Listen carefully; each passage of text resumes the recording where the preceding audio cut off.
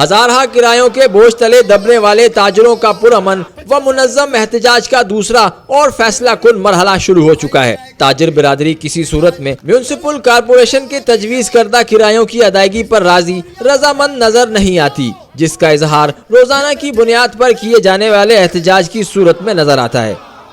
گھنٹہ گھر چوک پر تاجر برادری نے بدھ کے روز بھی احتجاجی دھرنا دے کر کاروبار کو عارضی طور پر بند رکھا اور اپنے جذبات کا بخوبی اظہار کیا۔ پورا شہر بند ہوگا تاکہ ہماری آواز ارباب اختیار تک اور خصوصی طور پر سپریم کورٹ پر پہنچے۔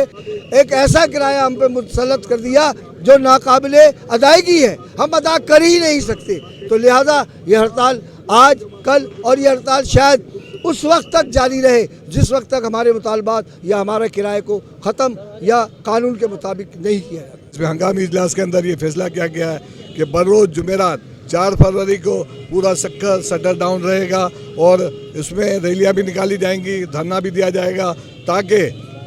وقت حکومت کو پتہ پڑ سکے کہ تاجروں کے ساتھ، شکر کے تاجروں کے ساتھ جو ناانصافی ہوئی ہے اس کا ازالہ ہو سکے، اور ہمارا صرف اور صرف جو مطالبہ ہے وہ میونسپل کمشنر اور میونسپل ایڈمنسٹریٹر کو ان کو برطرف کر کے اور ان کے خلاف انکوائری کی جائے، جو کہ انہوں نے ہائی کورٹ کو گمراہ کیا اور ان کو کہا کہ یہ 11 آدمیوں کے دستخط ہیں اور انہوں نے رضامندی سے یہ فیصلہ کیا ہے۔ گھنٹہ گھر پر نظم و ضبط کے ساتھ کیے جانے والے احتجاج میں مظاہرین کی کثیر تعداد نے شرکت کی اور عدالتی فیصلے کو مسترد کرتے ہوئے کل شٹر ڈاؤن ہڑتال کا اعلان کیا ہے۔ The mirror T V,